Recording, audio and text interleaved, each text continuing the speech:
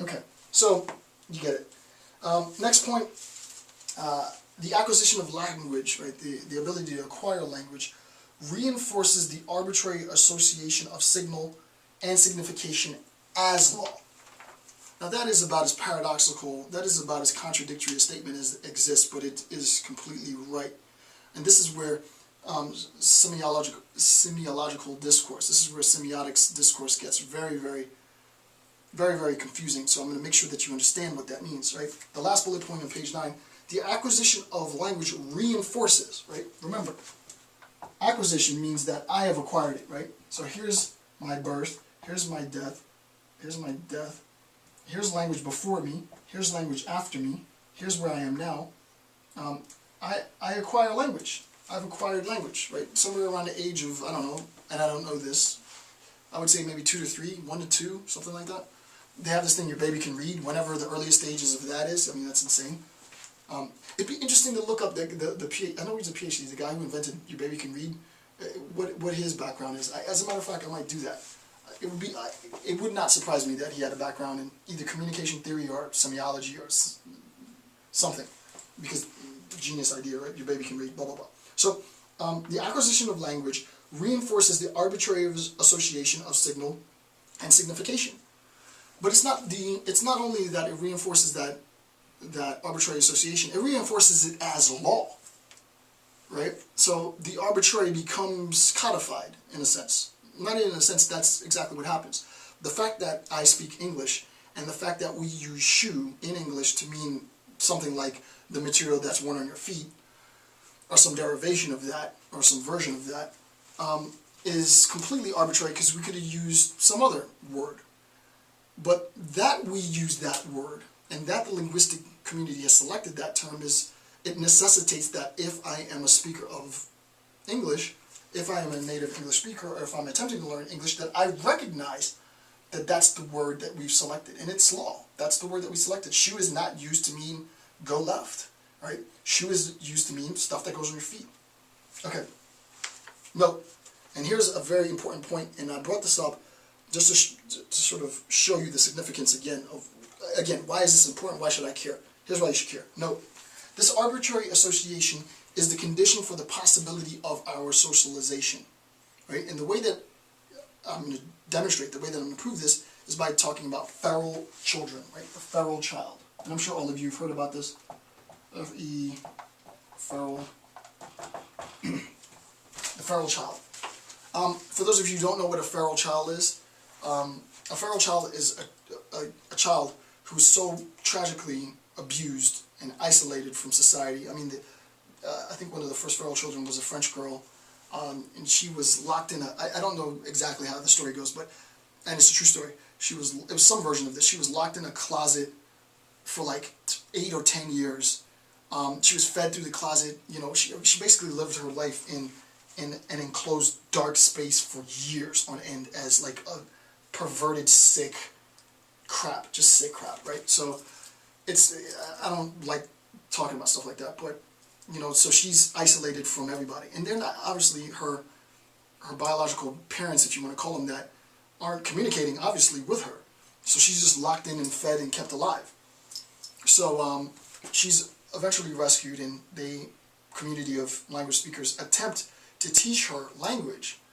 And what we recognize as linguists is that there is a time frame in which you have an ability to acquire language, after which point, if you don't acquire it, you'll never acquire it.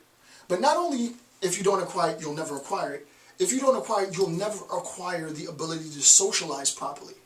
And I don't know if it's as severe as this, but I think my memory serves me right. She walked on all fours, she couldn't communicate, she defecated at, you know, anywhere. She basic sort of, you know, processes that we use to govern our social conduct and our language.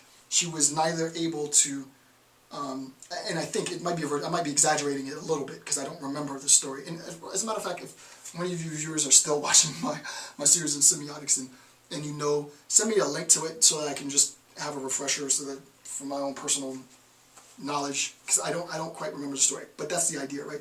The feral child is isolated from the community from love, obviously from affection. She's isolated from, or he is isolated from language, and there comes a point at which that will never reverse itself, right? So it's proof, the existence of the feral child is proof of the power that language acquisition has, and also sort of the temporality, the temporal sensitivity in acquiring this language. Not only to function as and participate as a speaker of the language, that's sort of a cursory level, but also it complicates our ability to socialize. Right? It complicates our ability to govern ourselves in quote-unquote I hate the word civilized, but I don't know of another term, right? Semiotic problem. I need to come up with another term for civilized. Let's do away with the word civilized. Let's, new academics, come up with a different word and throw that one in the garbage, right? I hate civilization. Freud has something amazing to say about civilization and his discontent, but I'm not going to get into that now. But yeah, you know, to make this person sort of, function in a civilized manner. Words escape me. So the point is, this relationship between the words that we use, between the sound patterns that we use, between the signals that we've selected arbitrarily, and their relationship to the signification, the meaning, the concepts, is the structure, what Lacan calls the Saussurean algorithm in Lacanian terms, that serve as what I'm going to say is the condition for the possibility of our thoughts. Right? You can't think of signification independent to signal. You can't think of signal independent to signification. If you can, let me know. Maybe I don't know. Maybe it can be done, but I don't know. And that's the point of the question that I was asking before. Right now we're getting warmer. I think in the next video series I'd have to look, but I think in the next video series I approach the initial question I asked you about sort of what is the semiological status of the signal, right, the sound pattern, the signal inconceivable, and the signification, the concept, ineffable. Right? Now you should really see why that question is just, I don't think it's a light question at all, right? It might have already been answered. I don't know. You know, I haven't read all there is to read on semiology. Really and truly, I just read the seminal text, and everything else I sort of whatever. But and that's not knocking all the semioticians who've done work and the semiologists who've done work. I just just stick with the seminal text, and because I'm not a linguist, so I'm a genocide scholar, so I read all of the genocide stuff. But all the other stuff I just read sort of the seminal text, and I move on from there. Yeah, I mean, how do you answer that? There needs to be an answer to that, right? I haven't complicated the problem, but you should start to see that the questions that I asked, they strike at the heart of what it is that semioticians are doing. And then the last thing is an example, and I'm not going to write it on the board, but it's an example, a contemporary example at the top of page 10. And the example is this. I've used this example a billion times. J.R. Rawlings uses the sound pattern muggle, right? So she uses muggle as a signal, and muggle in her text, and she as an individual did this. She uses muggle to point to this idea of an individual who cannot practice magic, right? And to my understanding, she coined the phrase muggle. The idea of coining this phrase muggle is interesting. Why? Because what she did is, insofar as she's created the Harry Potter series, she introduces this narrative to the linguistic community. Right? She recognizes her role. Very, very smart woman, right? She recognizes her role, and she recognizes that as an individual, there's no way for her to transform language proper, though we do and we manipulate speech all the time.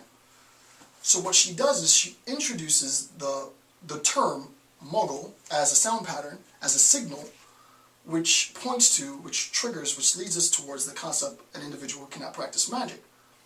And insofar as readers of the community and readers of the Harry Potter series and us at large recognize that, to my knowledge, there wasn't a term that existed prior to her coining that phrase, that now, look, yeah, we do have that concept, someone who does not practice magic, and it needs to be articulated, it needs to be associated with a particular sound pattern, it needs to be associated with a particular signal, it needs to be associated with a particular signifier, either way, saying the same thing.